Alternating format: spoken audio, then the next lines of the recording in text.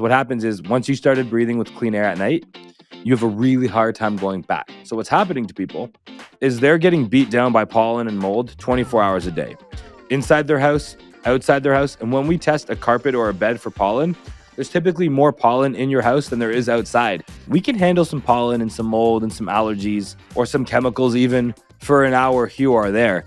But it's the 24-hour chronic beatdown that actually gives people these bad symptoms. I remember early on thinking, like, really? Like, this isn't like a actual, exposure topically. This is them breathing in the air and then having an allergic reaction. And I had a veterinarian, I had a dog with really severe skin allergies. And she's like, you have to get good air filtration in your house. Like, that's huge. This is going to be huge. And it really was. It was huge for the dog. And I like that changed everything for me. And I can't, good for you too. I can't imagine. To breathe less pet dander. Yeah, I was going to say, I can't imagine it's any different for us. I mean, we're presenting, people are saying like, I have psoriasis, I have eczema. I don't ever watch regular TV, but I was watching regular TV the other day, and every other commercial was an ad for Big Pharma for fast food and Big Pharma. But it was all psoriasis. I'm like, are we having a psoriasis epidemic and nobody gave me the memo? Like, this is crazy. And this can't just be topical skin exposure. I mean, psoriasis is an autoimmune condition. It's coming from the inside. I'm like, what is triggering it? Is this air quality? Is this, obviously the foods we're eating are garbage, but it's just another factor that people should really consider. Look, yeah, I got some. Yeah. If I don't eat bread, and I drink filtered water and I breathe clean air, it's really at bay. Yeah. If I introduce any of the stressors, especially if I sauna regularly and I drink a lot of water, it's really, really at bay. And then if I do any one of those things poorly, moldy hotel room, bad air, bread, eat some bad food, alcohol, it tends to really get worse. It's like my radar of my stress radar, essentially. Yep. Also, we did a cool study recently.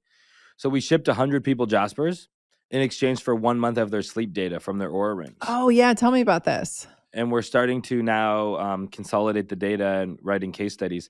But like 65% of people had all-time high sleep scores, REM, deep sleep. The reviews are just crazy. And we had them do, first week was no Jasper off. Weeks 2 and 3, Jasper on in your bedroom. Fan speed 2, lights off. It's got dark mode. And then the 4th week, they took the Jasper out of the room. And it was amazing watching the sleep scores go up and then come back down. A couple of them messaged actually saying that they caved. Because what happens is once you started breathing with clean air at night, you have a really hard time going back. Amazing. So we like to put our money where our mouth is. Like you said, like Big Pharma is a massive funder of media and also studies, and they start with the end in mind. So I was really hoping that we got a result like this, because we get reviews all the time about how people are sleeping so much better. But I'm like, if we don't get good data all at once in an organized way, we won't really know about it. And what we did is we triaged people, and a lot of the folks who participated in the study were doctors, were health and wellness influencers, were creators, were people with insomnia. So we triaged everybody to have a diverse group of people as a part of the study. And a lot of them documented their progress weekly. So I'm like, I hate that most studies are done behind closed doors and there's no transparency. All of a sudden you just see a paper. I'm like, why didn't you guys film the study then? How come, like, where are the people who are part of the study? None of them are willing to like talk about it. So our intention is to do more of these studies in public, community kind of led focus studies. In the spring, we're going to do another one in Texas with seasonal allergies. And I like how you mentioned resilience before. I created Jasper for wildfire smoke. That was the plan. I never thought I'd be talking to you, talking about health and wellness, talking about sleep. I'm glad it turned out this way, but this was never part of the plan. The reason why we made it so high quality was because we were trying to make it tackle wildfire smoke. And then dust and pollen and mold are just easier problems to solve. And the craziest thing that I've witnessed now almost every day is folks who suffer from allergies. What happens is we are very resilient, but the average bedroom has 800,000 particles floating around in it.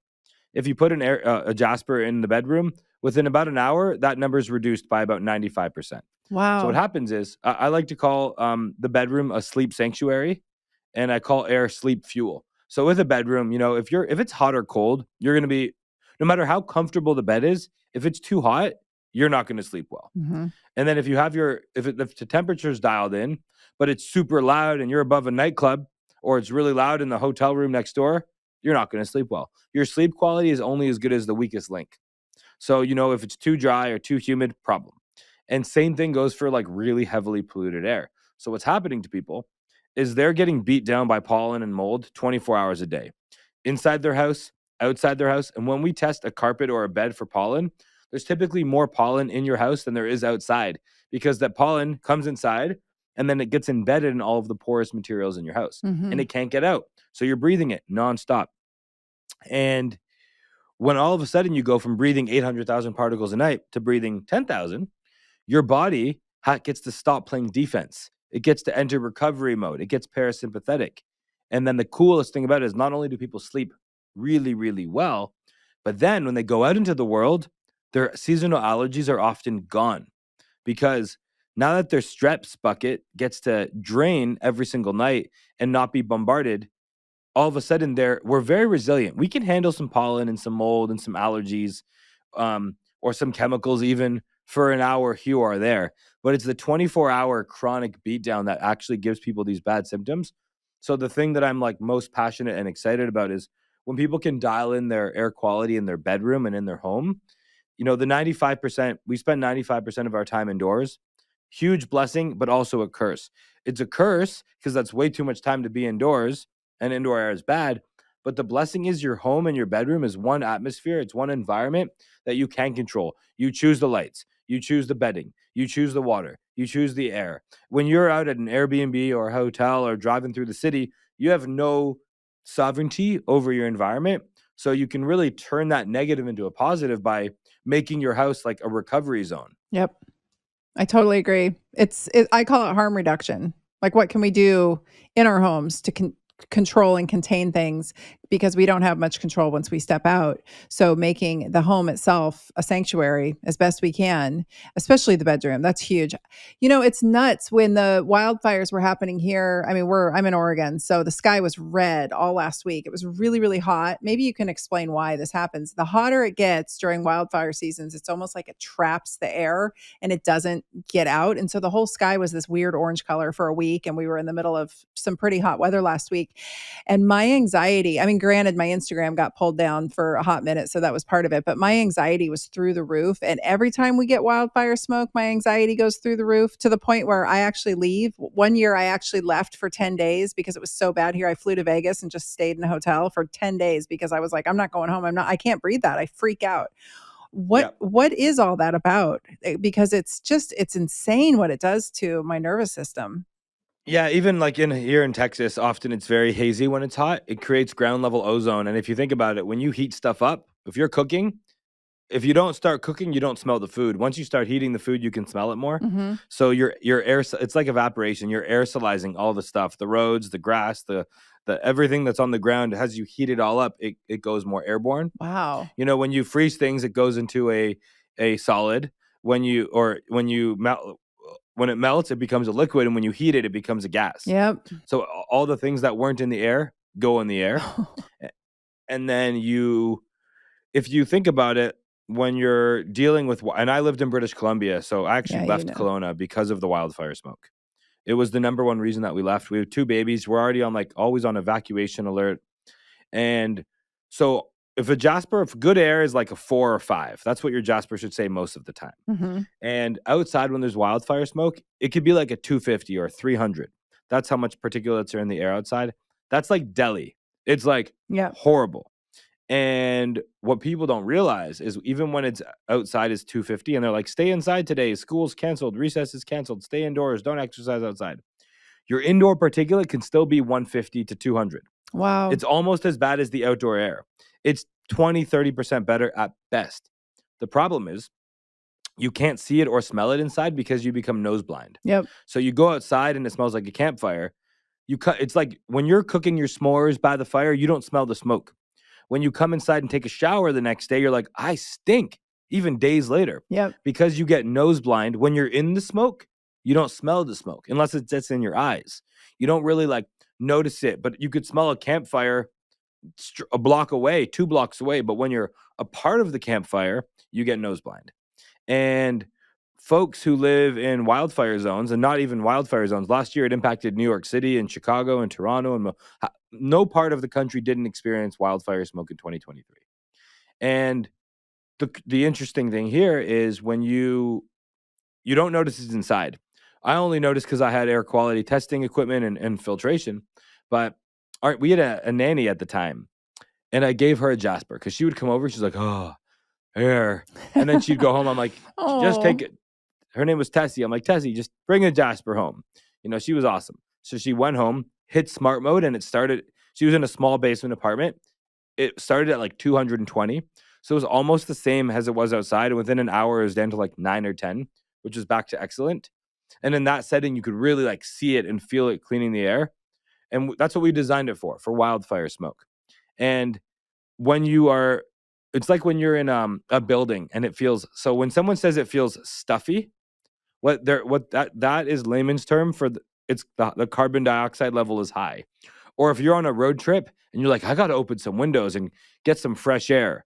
What you're really saying is we need to purge this carbon dioxide in here. Yeah. And same thing when it's like really smoky and bad polluted air, your body is being stressed. It's like if you turn the heat to, if it's 100 degrees Fahrenheit outside, you're also going to feel very stressed. You're like, I need to cool off. I need to get some water. I need to cool off. So if you're breathing really polluted air, you're like, I just need some clean air to breathe. So that's what would typically happen to somebody, whether it's smoke is probably the most prolific example of it, but a small version of a wildfire happens every time you cook inside your house. Because if you don't have good ventilation and you're not opening your doors and your windows and you don't have filtration, every time you cook, you're polluting your air quite a lot. So yeah, that's what's happening with the wildfire smoke. And then, yeah, cooking, if you don't have a solution for it, can be quite problematic as well. Yeah, all of my air filters in my house go on red alert when we cook. I'm like, uh-oh, we better open the windows, especially when we melt butter. That's the really interesting one. Or cook steak. All the air filtration goes red. And we're like, even if you have grass-fed, grass-finished steak with organic oils and you get all the right stuff and you got the right pans. Oh, yeah. The thing is, when you got high heat and protein, that creates a lot of chemical compounds that are byproducts. It's not like you're just breathing in steak and olive oil or avocado oil or whatever. You are breathing in the compounds that are byproducts of the heat and the protein. When we would clean up homes after wildfire smoke, we're always testing for PAH, which gets created from those high heats. And most people's range hoods don't actually work. So free tip, people can take a tissue. First step is hold it up to your range hood and make sure your range hood sucks it up. 50% of people's won't. It doesn't actually even vent anything. Step 2, if it is actually adequately pulling it up, make sure the range hood vents outside. A lot of the time, it's venting into a wall cavity, into a cupboard, into your attic. It's not venting outside. So you're taking it from your kitchen and you're just dumping it somewhere else. And then is it even pulling? Sometimes they actually blow down. They're the opposite of pulling. Bathroom fan, do the same thing. Take a tissue, make sure your bathroom fans are sucking the tissue up. Make sure your bathroom fan vents outside. A lot of people get mold in their attics because they take a shower, they turn on the fan, and then they just dump all that moisture into their attic. So you want to make sure the vents in your home are doing what they're supposed to be doing. When you cook, range hood is not just for bacon. You should use it no matter what when you're cooking. And especially if you're boiling something, use the back burners. So first step is make sure the range hood even works. Step 2 is use your back burner as much as you can. I get it. Sometimes, you're cooking and it's kind of a little bit cumbersome to reach the back burner. But especially if you're like sauteing stuff or you're boiling it, when it's convenient to, keep it on the back burner because the range hoods are much more efficient at collecting particles when you're directly under it. When you're on those front 2 burners, a lot of the smoke and particulate doesn't get caught by the range hood. Yeah. And then also if it's not super polluted and it's not too hot or too cold based on the time of the year and where you live, opening windows when you're cooking is awesome. Of course, air filtration is a good idea as well. And when some people are like, okay, but why is healthy food bad to breathe? So A was those chemical compounds that aren't the food or the oil itself, But the second thing is when you put food inside you, you have a digestive system. It breaks things down. It takes out the nutrients, filters out the rest. When that goes into your respiratory system, you don't have that same level of filtration. So it really irritates it. It causes a lot of inflammation. Like just because you eat something, it doesn't mean you can snort it. Yeah. Oh, that's funny. I laugh because I'm 50 years old and I had too many friends back in the 90s that were sure they could snort everything. So, no, Hopefully not steak. no, we're not snorting our steaks. No. I love that. What is this smart mode on the Jasper? Tell me more about that. So yeah, the smart mode is what you should keep on, and the Jasper that's in your. And I think about Jasper kind of like a Sonos system. Okay. So it has no Wi-Fi, no Bluetooth, no EMF. So it's not Sonos in the sense that it's Wi-Fi. It's not. But Sonos was a really cool invention. Same with hardwired speakers, because back in the day, you just have like one speaker. So you'd have to like make it really loud if you wanted to hear it in the other rooms. You probably wouldn't even hear it. You'd feel the bass, but you wouldn't hear it. And then along came Sonos, where you could have reasonable volume in every room. So we think about Jasper as a decentralized whole home system. Much better than a furnace. It's decentralized, so you can put it in your bedroom. You can put it in your living room. Smart mode is designed to respond to PM 2.5 and to VOCs. So next time wildfire smoke comes into the area, Jasper will respond. If you cook, Jasper will respond. So smart mode is designed to automatically, and I don't like when there's they call everything a smart product, but it's actually a dumb product because I have to have an app to control it. So is the product smart or is it dumb because I have to use my phone to control it? Dishwashers, fridges, everything has an app these days. So we really wanted to stay away from that. Fun fact, I didn't have a phone for 3 years recently, between 2017 and 2020. So the last thing I want to do is create a product that forces people to use their phone even more. So smart mode means it's smart, so you don't have to be. You can set it and forget it. So, however, if it's in a bedroom setting, turning it up to like fan speed 2 or fan speed 3 on dark mode, so there's no ambient light, is the best practice for a bedroom setting. But yeah, smart mode is the best to detect the cooking and the cleaning and the pollution, and then also the VOCs. So often someone could like come into your home, or a dog could walk by it, or your neighbor could be cutting drywall 5 houses down. My mom was recently staining a picnic table 200 feet from our house, from their lake house in Canada. And Jasper actually responded to that 200 feet away. Wow. It's like when you're at the beach and someone sprays sunscreen, even if they're like that aerosol stuff, you could be in any direction and like 100 feet away and you're going to smell the sunscreen. Air is much like water. So it's kind of contaminating the whole thing. And your home is not separate from the outside environment. So if your neighbor, even if you're using, low tox chemicals and good cooking products and cleaning products, but your neighbor is using bounce sheets in the dryer, they're venting it out of their house and directly into yours. Right. So yeah, other people's kind of outdoor air quality issues can become your indoor problem. Yep. I totally agree with them. Microdosing was never intended to be a weight loss strategy. And in fact, I'll tell you the truth, it is not an effective weight loss strategy. I have said this from day one. I have been completely clear from day one. If you go back and watch any of my content, if you watch any of the other podcasts that I was on over the past year plus, if you watch my free 4-part